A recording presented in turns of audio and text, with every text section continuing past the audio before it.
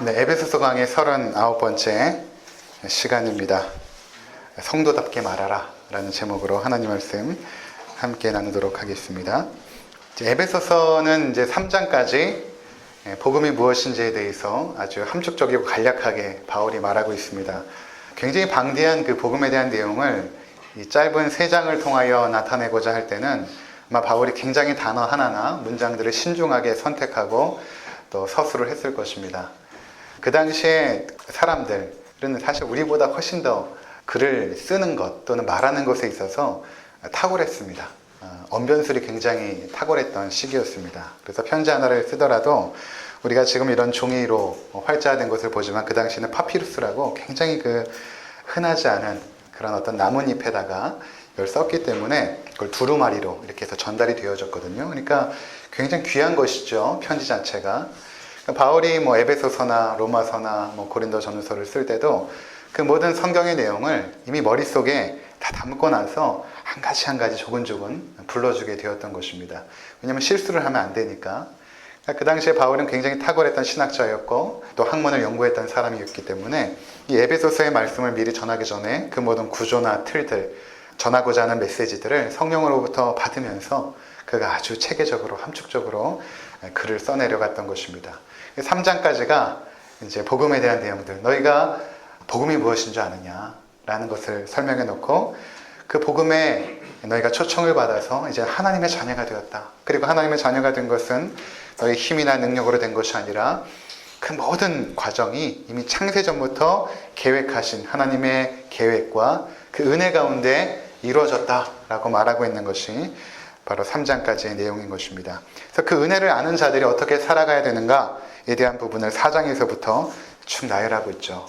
그리스도인의 행실, 윤리적인 삶, 도덕적인 삶, 어떻게 살아야 될 것인가에 대한 부분들을 구체적으로 이제 하나하나 설명해 나가고 있습니다.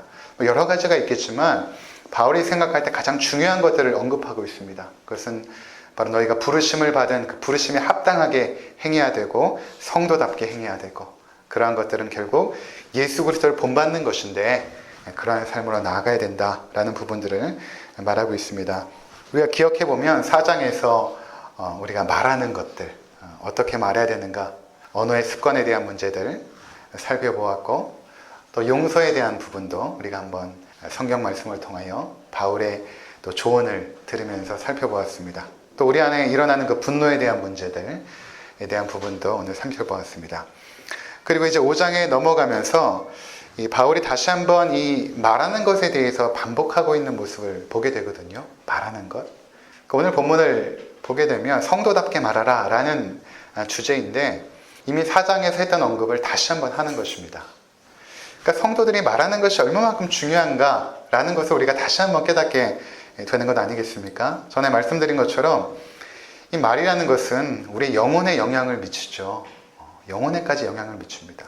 어떤 사람은 누군가의 한마디 때문에 그 영혼이 살아난 사람도 있고 또 어떤 사람은 누군가의 한마디 때문에 그 영혼이 파괴되어지고 평생 지워지지 않는 상처와 아픔 속에서 살아가는 사람들 있죠. 오히려 때리면 좋겠는데 때리면 맞은 멍들은 사라지지만 그 가슴 속에 영혼 가운데 심겨진 그 말의 그 칼은 결코 사라지지가 않는 것입니다. 그래서 이 말에 대한 부분들을 바울이 오늘 다시 한번 언급하면서 우리가 과연 어떻게 성도답게 말해야 되는가에 대한 부분들을 살펴보고자 하는 것입니다. 먼저 전에 한번 살펴보았던 4장 25절 한번 보고 오겠습니다. 에베소서 4장 25절입니다. 그런즉 거짓을 버리고 각각 그 이웃과 더불어 참된 것을 말하라. 이는 우리가 서로 지체가 됨이라. 거짓말하지 말아라. 그리고 참된 것을 말하라. 참된 것을 말하라. 진리를 말하고 사실을 말하고 참된 것을 말하라. 또 4장 29절 무릇 더러운 말은 너희 입 밖에도 내지 말고 오직 덕을 세우는 데 소용되는 대로 선한 말을 하여 듣는 자들에게 은혜를 끼치게 하라. 더러운 말은 입 밖에도 내지 말고, 더러운 말이 여기까지 차올랐지만 입 밖으로 내밀어서는 안 된다. 왜냐하면 우리가 생각으로 담고 있는 죄와 말로 내뱉은 죄는 다르기 때문에 그런 것입니다. 그 파괴력이 다르다고 말씀을 드렸죠. 생각으로 담고 있는 죄는 우리의 생각과 영혼을 파괴시키지만 입 밖으로 내뱉은 그 말은 나뿐만 아니라 상대방까지도 그 영혼을 파괴시키기 때문에 입 밖에 내서는 안 된다. 그렇게 말하고 있는 것입니다. 그러면서 덕을 세우는데 소용되는 대로 선한 말을 하여 듣는 자들에게 은혜를 끼치게 하라. 그렇게 권면의 말을 했던 것입니다. 오늘도 마찬가지입니다. 어떤 말을 해야 되고 어떤 말을 하지 말아야 되는지에 대해서 계속해서 말씀을 하고 있습니다. 3절을 한번 보도록 하겠습니다. 3절. 음행과 온갖 더러운 것과 탐욕은 너희 중에서 그 이름조차도 부르지 말라. 이는 성도에게 마땅한 바니라. 음행, 온갖 더러운 것, 탐욕, 이런 것들은 그 이름조차도 부르지 말라 라고 말하고 있는 것입니다. 그러니까 말은 단순히 우리가 생각할 때는 의사 표현의 수단이거나 아니면 대화의 어떤 그 수단 그 이상입니다. 말은 굉장히 신비한 능력이 있습니다. 이것은 성경에서만 증언하는 것이 아니라 일반 과학자들이나 일반인들도 이 말의 능력에 대해서 어느 정도 그 증거들을 가지고 있습니다. 어떠한 능력이 있는가. 제가 잠깐 이 준비한 영상 한번 보시면서 그 MBC 그 아나운서들이 하나의 실험을 한 것인데 보신 분도 있을 것입니다. 한번 보시면서 이 말에 어떠한 놀라운 신비한 능력이 있는지 한번 확인해 보셨으면 좋겠습니다. 그럴까요? 무심코 내뱉은 말 한마디 속에 엄청난 비밀이 숨어 있습니다. 실험 다큐 말의 힘, 이제부터 시작합니다.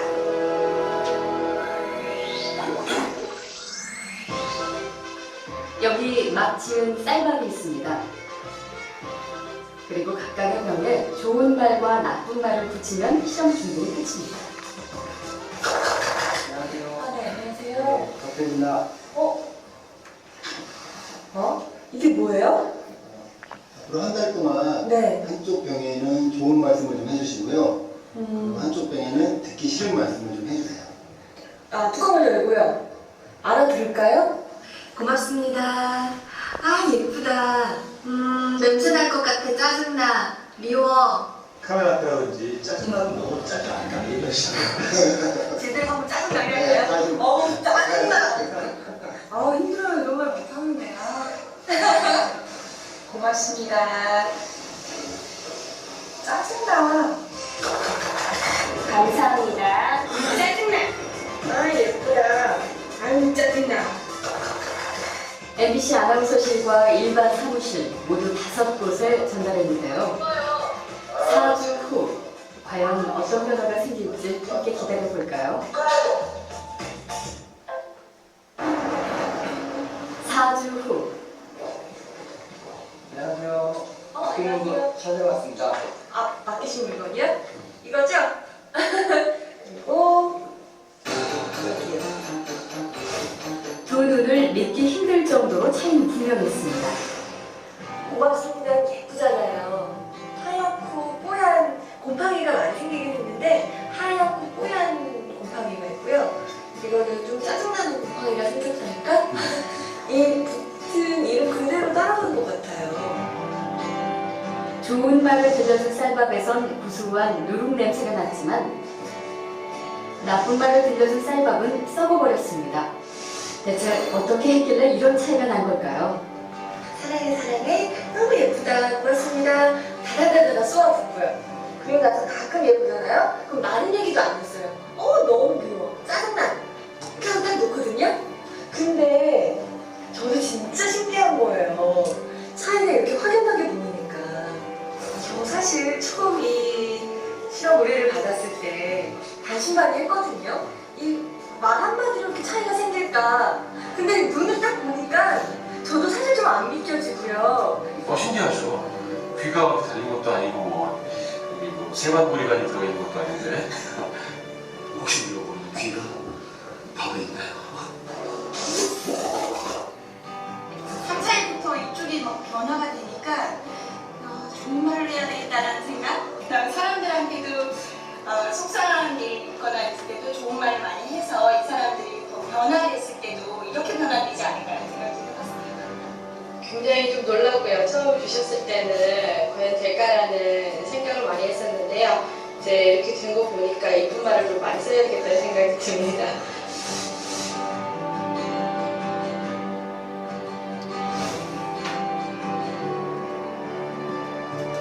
네, 여기까지 한번 보도록 하겠습니다. 일본에 있는 한 학자가 그 식물은 알고 있다라는 책을 써서 굉장히 충격적인 사실을 우리 가운데 가르쳐 준 적이 있는데, 그 어떤 이런 그 물에다가 말을 한 것입니다. 여기 실험 보여진 것처럼 뭐 좋은 말도 하고 나쁜 말도 하고, 그래 좋은 말을 하고 축복에 대한 말들, 은혜에 대한 말들, 아름다운 말들을 했던 그 물들의 그 입자들은 굉장히 그 곱고 육각의 아름다운 모양을 띈 반면에 나쁜 말들, 상스러운 말들을 했던 그 물의 입자들은 굉장히 일그러져 있었고 그 모양이 굉장히 밉게 나온 그 사진들을 하나하나 찍어서 소개한 적이 있습니다. 말이 놀라운 능력을 가지고 있는 것 같지 않습니까? 말이라는 것들. 우리 몸의 70%가 물입니다. 그러니까 그 물입자가 그렇게 영향을 받았다면 우리 육신이나 마음이 영향을 받지 않았을 리는 없습니다. 하나님께서 우주 만물을 말씀으로 창조했다는 것은 굉장히 큰 의미가 있는데, 그것은 단순히 음성 언어로 모든 만물을 창조했다는 것이 아니라 그 말씀 안에 무언가 하나님의 성품이 담겨져 있고 하나님의 계획이나 뜻이나 하나님의 놀라운 은혜들이, 능력들이 그 말에 담겨져 있다는 것을 말하고 있거든요. 그래서 모든 피조 만물들에게는 언어가 없습니다. 오직 사람에게만 말을 주십니다. 사람만 말을 할 수 있고, 말을 통하여 하나님과 교제하게 하시고, 말을 통하여 하나님의 일들을 진행하게 하시거든요. 그러니까 하나님의 형상을 따라 우리를 창조하셨을 때 우리에게 말을 주신 것입니다. 언어를 주신 것이죠. 그리고 성경 말씀도 하나님은 말을 통하여 그의 백성들에게 허락하시고 이것을 이렇게 기록하여 남기신 것입니다. 이것이 하나님의 말씀 아닙니까? 그래서 우리가 하나님의 말씀을 담고 하나님의 성품을 담고 어떠한 말을 했을 때는 그 말이 영혼을 살리는 것입니다. 반면에 그렇지 않고 우리 안에 나오는 악한 심령으로 어떠한 말을 내뱉게 되면 그 말이 우리의 심령뿐만 아니라 우리의 육체도 병들게 하는 그러한 신비한 능력들을 가지고 있다는 것입니다. 그래서 오늘 말씀해 보면 너희가 말을 굉장히 주의해서 해야 된다. 말하는 것을. 음행이나 온갖 더러운 것이나 탐욕은 너희 중에서 그 이름조차도 불러서는 안 된다 라고 말하고 있는 것입니다. 음행이라는 것은 간음이나 부독독한 성관계를 의미합니다. 온갖 더러운 것은 육체적으로나 도덕적으로 불결한 것들, 그런 것을 의미하죠.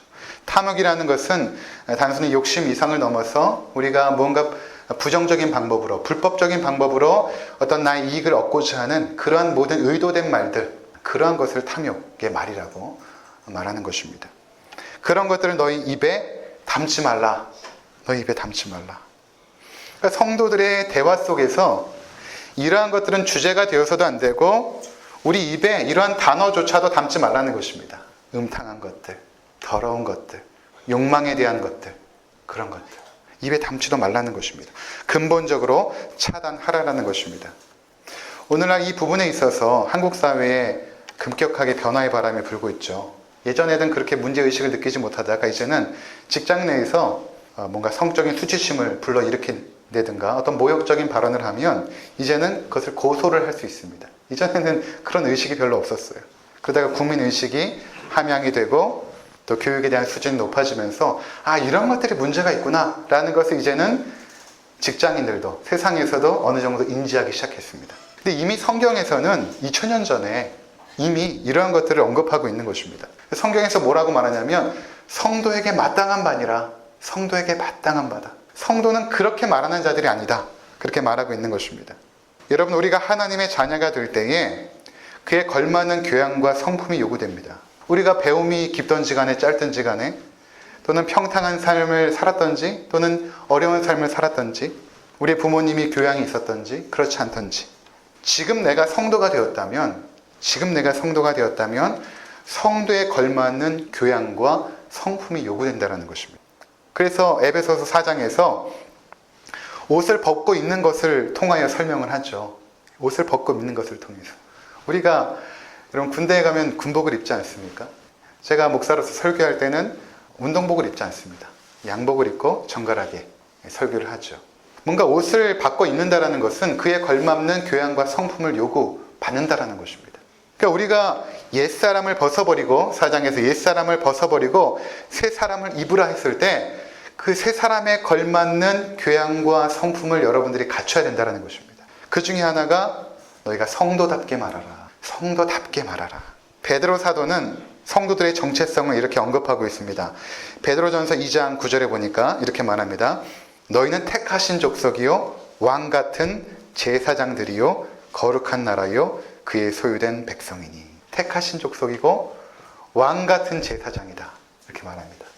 그 당시에 왕도 굉장히 귀품이 있고 축복받은 하나님의 사람들이지만 제사장들도 마찬가지죠. 하나님의 부름받은 거룩한 자들, 제사장들 아닙니까? 하나님께서 왕이나 제사장들은 특별히 기름 부어 세웁니다. 그들에게 특별한 하나님의 사람들이기 때문에 그러한 자라는 것입니다. 그 당시에는 왕이나 제사장만 기름 부어 세웠지만 이제는 우리가 성령의 기름을 부음받지 않았습니까? 성령께서 세례받을 때 우리 가운데 그분의 임재 속에서 기름을 부어주신 것입니다. 그래서 우리는 어떤 존재가 되었냐면 성도가 된 것입니다. 구별된 자들, 거룩한 길을 걸어가는 자들, 세상과 다르게 말하고 행동하는 그런 구별된 자들로 하나님께서 세워주신 것입니다. 이렇게 우리가 하나님 앞에서 탁월하고 존엄한 존재라는 것입니다. 세상 사람들은 그 사람의 존엄성을, 그 사람의 어떠한 학력이나 그 사람이 얼마만큼 좋은 배경을 가지고 있는지, 아니면 얼마만큼 부유한지, 그의 직업은 무엇인지, 이런 것으로 그 사람의 존엄성을 매기지만 성경에서는 구원받은 모든 백성들은 그가 부유하던 가난하던, 건강하던 병들었던 상관없이, 그가 배움이 깊던 짧던 상관없이 우리가 예수 그리스도를 통하여 하나님의 자녀가 되었다면 너희들은 너무나 존귀한 성도가 되었다라고 말하고 있는 것입니다. 우리가 이렇게 성찬 예식을 행했지만 예수 그리스도께서 하나님의 아들이신데 그분의 몸을 찢기시고 피를 흘려서 우리를 하나님의 자녀로 사신 것입니다. 우리는 아무런 대가를 지불하지 않았지만 하나님은 엄청난 대가를 지불하신 것입니다. 그의 아들을 우리를 위하여 주신 것입니다. 그리고 우리를 하나님의 자녀로 사신 것입니다. 죄의 노예로 있던 우리들을, 사단의 종으로 있던 우리들을 죄값을 치르고 사내신 것이죠. 아들을 통하여 죄값을 치러내시고 사신 것입니다. 그러면 우리는 도대체 얼마만큼 귀한 존재라는 것입니까? 그만큼 귀한 존재입니다. 하나님의 자신의 아들을 십자가에 내모시면서 죽이기까지 우리를 사랑하셔서 우리를 그분의 자녀 삼으실 만큼 우리는 존엄하고 존귀한 자들이라는 것입니다. 그렇게 존엄하고 존귀한 자들이 그에 걸맞는 성품으로 살라. 그 중에 하나가 성도답게 말하라 라는 것입니다. 만일 제가 우리 성도님들과 대화하면서 막 음탕한 말이나 아니면 추잡한 것들을 막 대화의 소재로 올려놓고 막 대화를 한다면 여러분은 저에게 이렇게 말할 것입니다. 목사님답지 않게 왜 그러세요? 목사님답지 않습니다. 이렇게 말할 것입니다. 이 말에는 목사라면 이렇게 말해야 된다는 어떤 당위성이나 아니면 어떤 정체성에 대한 말을 전제로 하고 말씀하고 있는 것입니다. 목사라면 이렇게 해야죠 라고 말할 때는 마찬가지로 성경에서 너희가 이렇게 말해야 된다는 것은 너희가 그만큼의 존엄한 가치와 존엄성을 가지고 있다. 그러한 탁월함을 너희가 가지고 있다. 하나님의 자녀들이다. 거룩한 성도들이다 라고 말하고 있는 것입니다. 우리가 과거에 어떻게 살았든지 간에 상관이 없습니다. 과거에 어떠한 신분과 정체성 속에서 살았든지 상관없습니다. 이제 내가 성도라면, 이제 내가 하나님의 성도라면, 그분의 자녀라면 그에 걸맞는 성품과 그에 걸맞는 말과 행실을 이제는 보여주어야 되는 것입니다. 4절에 계속해서 말하고 있죠. 누추함이나 어리석은 말이나 희롱의 말이 마땅치 아니하니. 누추함이라는 것은 추악한 말입니다. 추적스러운 말, 추악한 말들. 어리석은 말이나 희롱의 말, 설명할 필요 없이 그대로입니다. 어떤 성적인 수치심을 느끼게 하는 말, 희롱의 말이 되겠죠. 또 외모를 비하하는 말들, 희롱의 말이 되겠죠. 이러한 것들이 이전에는 우리가 대화할 때는 별로 우리 마음에 그렇게 어렵게 다가오지 않았지만 성도가 되면 자꾸 귀에 걸려야 됩니다. 왜 저런 말을 하지? 왜 저분은 성도인데 왜 저런 말을 하지? 나는 하나님의 성도인데, 하나님의 거룩한 백성인데 왜 내가 이런 말을 하지? 자꾸 양심의 가책을 느끼게 되고 말하는 것부터 우리가 하나님의 백성다워져야 된다는 것입니다. 여기는 바로 우리가 너무나 존엄한 존재이고 내가 교제하는 성도들이 너무나 존엄한 분들이기 때문에 그런 존엄한 분들 앞에서 너희가 그런 하찮은 말로 대화의 소재나 대화거리를 삼지 말라 라고 말하고 있는 것입니다. 그러면서 어떠한 말을 해야 되는가? 두 번째는, 첫 번째는 이런 말을 하지 말라. 두 번째는 이것입니다. 4절에 보시면 오히려 어떤 말을 하라고 하십니까? 오히려 감사하는 말을 하라. 하지 말아야 될 말들은 많은데 해야 될 말은 한 가지로 요약하고 있죠. 여러 가지가 있겠지만 아마 이 말이 가장 대표적인 말일 것입니다. 성도답게 말하는 것 중에 기쁨의 말도 있을 것이고 소망의 말도 있을 것이고 위로의 말도 있을 것이고 여러 가지가 있지만 성경에서 가장 대표적이고 가장 중요한 것은 성도답게 말하는 것은 무엇인가 라고 할 때 그것은 감사하는 말을 하는 것입니다. 그것이 성도다운 것입니다. 감사하는 말을 하라. 감사는 항상 말로 표현될 때 의미가 있습니다. 아무리 감사한 것이 많아도 말로 표현되지 않으면 영향력이 없습니다. 반드시 말로 표현해야 됩니다. 그리고 감사가 말로 표현되어지면 그 감사가 훨씬 풍성해집니다. 그 감사를 듣는 사람도 그 마음이 풍성해질 뿐만 아니라 그 감사를 말하고 있는 내 자신도 그 마음이 하나님의 은혜 가운데 풍성해집니다. 그래서 우리가 모일 때마다 가장 먼저 서로 간에 교제해야 될 대화의 주제는 무엇인가 하면 감사입니다. 감사. 지난 한 주 동안에 성도님 어떠한 감사의 제목들이 있었습니까? 감사에 대한 것들을 먼저 말하는 것입니다. 집사님, 제가 어제 이런 감사한 일이 있었어. 이런 것이 먼저 대화의 주제가 돼야 된다는 것입니다. 힘들고 어려운 일이 왜 없었겠습니까? 불평하고 원망할 일들이 우리 삶에 왜 없겠습니까? 그런데 성도들은 감사의 말을 하는 사람들이에요. 원망이나 불평은 성도답지 않습니다. 감사의 말을 하는 것입니다. 우리의 삶에 감사할 것들을 찾고 그것을 입술로 고백할 때 하나님께서 그것을 우리의 찬양으로 받으십니다. 그 감사가 그냥 감사의 말 이상으로 하나님을 향한 찬양이 되는 것입니다. 에베소서 5장 20절에 한번 보시면 범사에 우리 주 예수 그리스도의 이름으로 항상 아버지 하나님께 감사하며, 범사에 우리 주 예수 그리스도의 이름으로 항상 하나님 아버지께 너희 감사해라. 감사해라. 감사하는 마음만 갖는 것이 아니라 성도들이 함께 모였을 때 감사해라. 근데 이 감사라는 이 대목이 어떠한 그 맥락에서 지금 나오고 있냐 하면 여기 19절에 보니까 시와 찬송과 신령한 노래들로 서로 화답하며 너희의 마음으로 주께 찬송하며, 예배의 순간입니다. 예배 드리고 있는 거예요. 시라는 것은 시편이죠. 예배 때 그 당시에 시편을 읽었습니다. 시와 찬송과 신령한 노래들, 성령께서 우리 가운데 임재하셔서 주시는 그 거룩한 노래들을 너희가 서로 화답하면서 주께 노래하고 찬송하면서 그 찬송 가운데 너희가 감사함의 고백들을 하는 그 모든 감사의 고백은 하나님께 예배가 되고 찬송이 된다는 것입니다. 그러니까 우리가 감사하는 그 고백을 하는 순간에 그 감사의 고백을 찬송으로 받으시고 예배로 받으시는 것입니다. 뉴질랜드에서 목회할 때 한 청년 여자 자매가 홈스테이 하는 그 집에 있는 8살짜리 꼬맹이를 늘 주일마다 데리고 나왔어요. 근데 어느 날 교회를 나오지 않은 것입니다. 그 다음 주에 이제 교회 왔는데 그때 교회 나올 때 그 주일날 사고가 난 거예요. 교통사고가 나서 주일날 교회 나오지 못하고 그 다음 주에 온 것입니다. 치료를 다 마치고 교회 온 첫날 제가 물어봤습니다. 얼마나 놀라고 힘들었니? 얼마나 마음에 걱정이 많이 되었니? 이렇게 물었더니 8살짜리 꼬맹이가 아주 당돌하게 제 눈을 초롱초롱하게 쳐다보면서 목사님 전 너무 감사했어요 그러더라고요. 그래서 이해가 안 되더라고요. 교통사고 나고 병원에서 치료받고 왔는데 뭐가 감사할까? 물어봤더니 뭐가 이렇게 감사하니라고 물어봤더니 꼬맹이가 하는 말이 이겁니다. 많이 다치지 않았어요. 이렇게 말하더라고요. 많이 다치지 않았어요. 그 아이가 그 감사의 말을 저에게 하는 순간에 제 마음이 하나님의 은혜로 풍성해졌습니다. 이 8살짜리 아이도 감사하는구나. 제가 병원에 가면 보통 2가지 반응입니다. 병원의 환자들을 신방해 보면 보통 2가지 반응인데 첫 번째로는 목사님 어떻게 우리 가정에 이런 일이 생겼을까요? 목사님 어떻게 이런 질병이 나에게 생겼을까요? 이렇게 낙심한 분들이 계세요. 근데 어떤 분들은 이런 분이 계십니다. 목사님 이만하니 얼마나 감사해요. 목사님 제가 암에 걸렸는데 그래도 수술을 받을 수 있대요. 수술조차 받지 못하고 죽어가는 사람이 그렇게 많은데 저는 수술을 받을 수 있으니 얼마나 감사해요. 성도들은 감사하는 자들입니다. 그리고 그 감사의 마음을 말로서 하나님 앞에 드릴 수 있고 주변의 형제들에게 고백할 수 있어야 됩니다. 교통사고로 차는 부서졌지만 목사님 이렇게 생명을 건졌습니다. 얼마나 감사합니까? 이렇게 고백하는 성도들을 만나게 되면 우리의 영혼이 힘을 얻습니다. 성경의 범사에 감사라는 것은 바로 이런 의미입니다. 우리 가운데 어렵고 힘든 순간이 없겠습니까? 그런데 그 모든 순간들이 하나님의 주권과 하나님의 은혜 속에서 진행됨을 믿고 너희들은 원망과 불평하지 말고 감사의 고백을 해라. 그 순간 속에서도 감사할 것들을 찾아내고 그것들을 통하여 하나님 앞에 감사의 말을 하라. 그것이 성도다운 것이다 라고 말하고 있는 것입니다.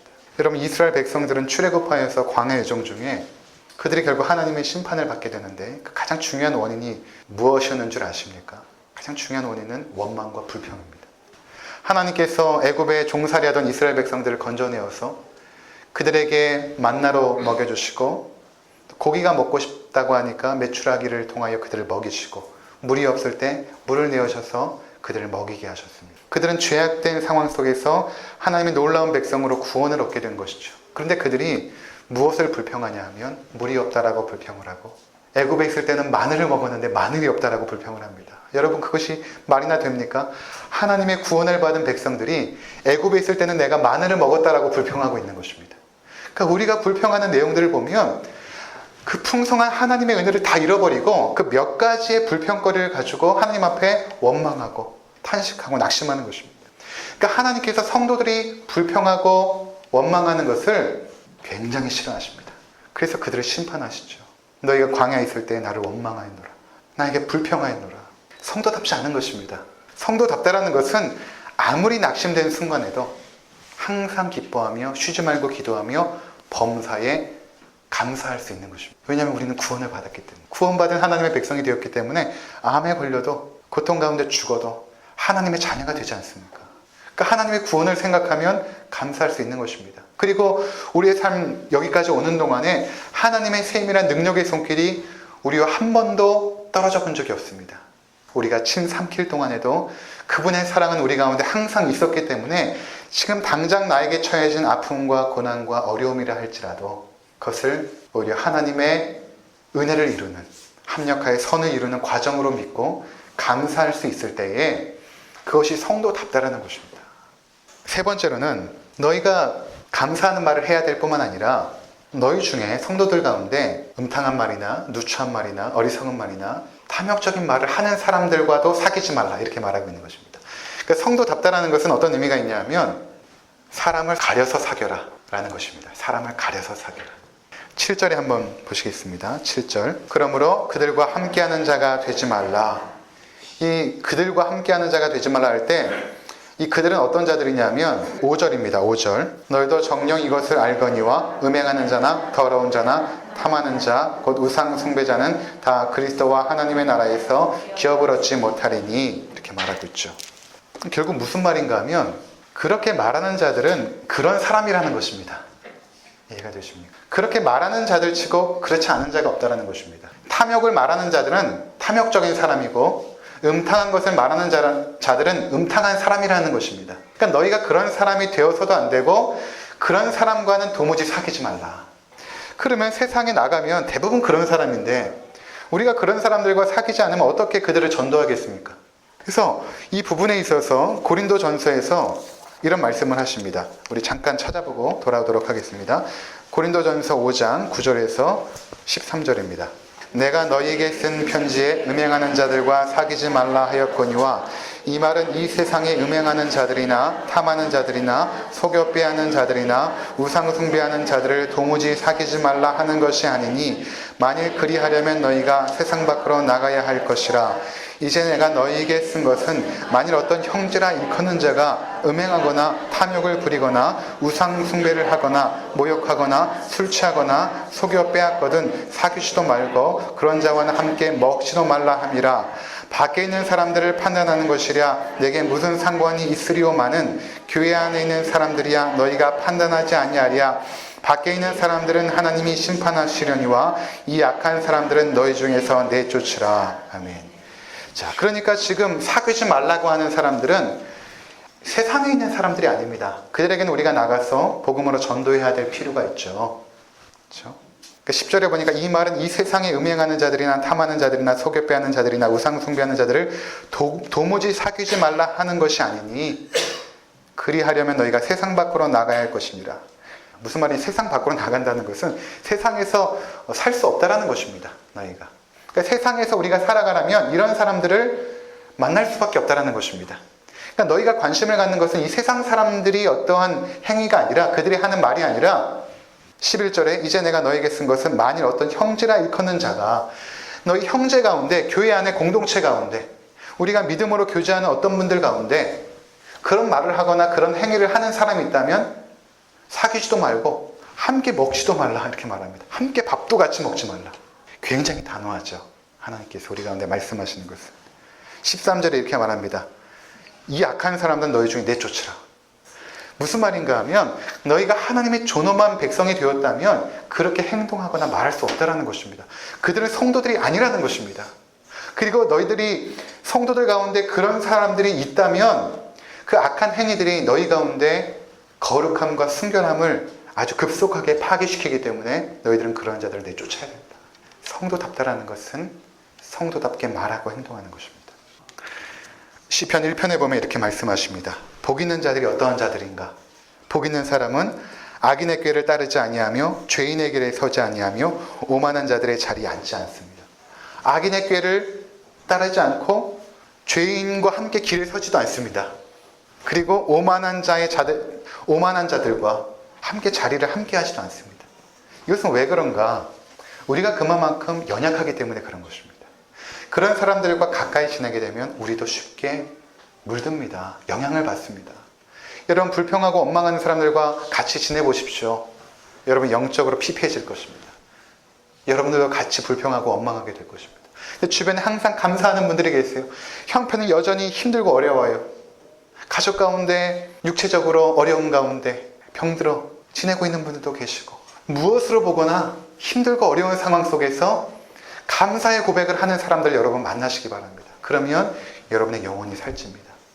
만약에 주변에 그런 사람이 없다면 여러분들이 그런 사람이 되어야 됩니다. 여러분들이 그런 사람들이 되어서 주변에 영향을 끼쳐야 되는 것입니다. 처세술에 능하고 세상을 영악하게 살아가는 법을 잘 아는 분들이 계시죠. 그런 사람들과 어울리는 것이 아니라 성도라면 정말 하나님의 선하시고 기뻐하시고 온전한 뜻이 무엇인지를 분별하면서 선한 행실로 살아가는 한 분 한 분을 만나는 것이 우리 가운데 굉장히 큰 기쁨이며 이 땅에서 성도답게 살아가는 데 있어서 굉장히 중요한 그러한 삶의 모습이 되어지는 것입니다. 바라기는 오늘 이 말씀이 여러분 가운데 어떻게 말하고 행동하는지에 대한 아주 중요한 하나님의 뜻이 되어서 이제 성도답게 말하시고 성도답게 행하시는 모든 하나님의 자녀들이 되시기를 주의 이름으로 축원을 드립니다. 기도하겠습니다.